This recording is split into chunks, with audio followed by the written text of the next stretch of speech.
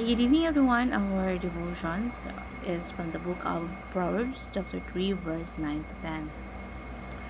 Honor the Lord with your wealth and with the fresh fruits of all your produce. Then your barns will be filled with plenty, and your vats will be bursting with wine. Sa Tagalog version, sabi dito, parangalan mo si Yahweh sa pamamagitan ng iyong mga kayamanan at mula sa iyong mga pinakamainam na ani, siya ay iyo ring handugan. Sa gayon, kamalig mo ay lagi ng aapaw, sisidlan ng inumin ay hindi nga matutuyuan. So, ang sabi dito, sa first fruits daw ay hindi yun requirements. Sa panahon ni Moses, the Old Covenant, na maraming cultural differences mula nung during time ni Moses at sa panahon natin ngayon. So, may mga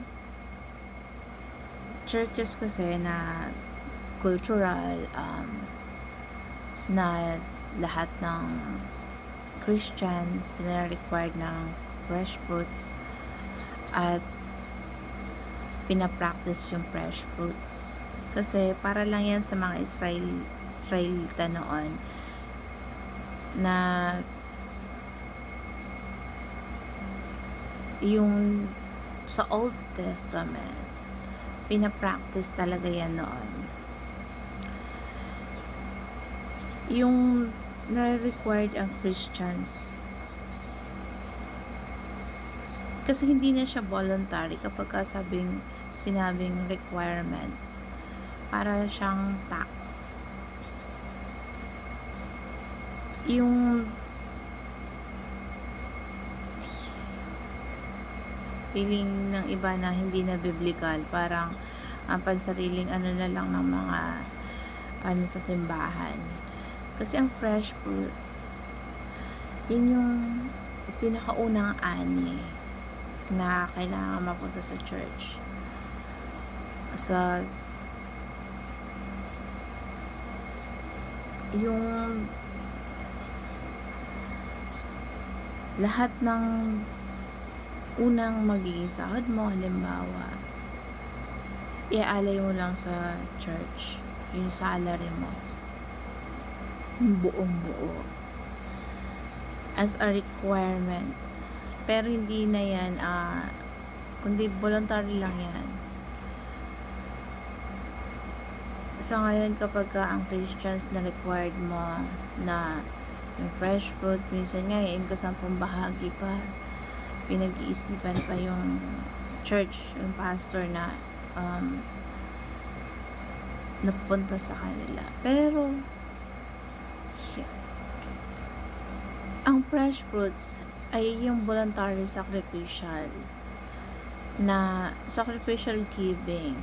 Yun yung pinakamainam na parte. At yung ani, pinaka mainam na portion ng ani mo. So, kung sa ngayon sahod natin, so yun yung ino-honor natin sa Lord kapag nagbibigay tayo, at yun yung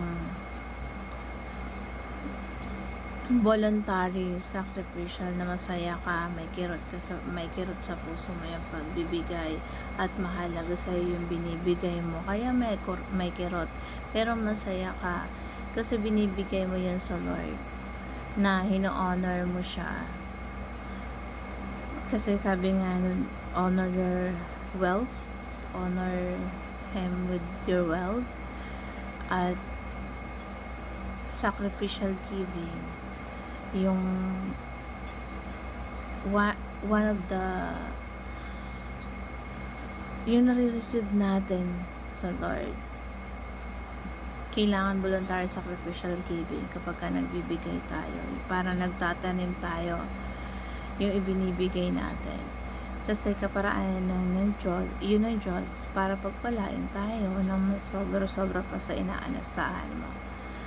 Kasi lahat naman ng bagay na meron tayo galing sa Kanya. Kaya kapag nagbibigay tayo, kailangan alam natin na sa Kanya naman galing lahat yan. Kumbaga, pinagkatiwalaan lang tayo, naging daluyan lang tayo ng Kanyang pagpapala, kaparaanan niya lang. Kasi nakikita niya yung pananampalataya natin. Kasi mas lalo tayong binibless na kapag masaya tayo sa ginagawa natin ng pag-share. At lahat tayo ay nagde-decide, yung puso natin na pinipilit lang, na napipilitan lang tayo sa mga pagbibigay na sa ating kapwa. Kasi may karampatang pagpapala mula sa Diyos kapag ikaw ay marunong magbigay, mag-share, at may kagalakan sa puso mo kapag ka nakakatulong ka sa iba. So, i-practice natin yung sacrificial giving kasi dun yung way na ino-honor natin sa Lord, na wala naman tayong pag-aaral dito sa mundo, sa Kanya lang naman galing lahat. Kaya dapat i-practice natin yan, yung pagpapasalamat, kasi wala naman tayong pag-aari. Lahat ng meron tayo pag-aari ng Diyos. So ang kailangan natin na i-practice yung maging napagbigay tayo na may kagalakan sa puso natin at hindi tayo nare-require dahil yun ay requirements ng church, kundi maging cheerful tayo sa pagbibigay, sa pag-share. I-practice natin yung maging daluyan tayo ng pagpapala kung sa maliit na bagay. Yung pagpapala ng Diyos ay dadaloy sa atin kung masaya tayong nagbibigay. Kung sakim naman tayo, napakabigat, dapat bukas palad lang gawa sa lahat ng, hindi lang naman sa pagbibigay ng kung ano man ang kailangan, kundi yung pagsiserve din sa Lord. Pagbukas ng palad natin, dadaloy ang biyaya ng sobra-sobra pa sa inaasahan mo. So, i-practice natin na totoo na ang Diyos ang magpapala sa iyo, at sa Kanya sa inyo dadalo yung mga pagpapala, at yun yung magiging channels of blessings bilang Christians, as tagasunod ng Diyos. So, pag bukas palad tayo ng pagbigay, mas maraming blessings na dumarating sa atin. Alam mo po, God bless everyone.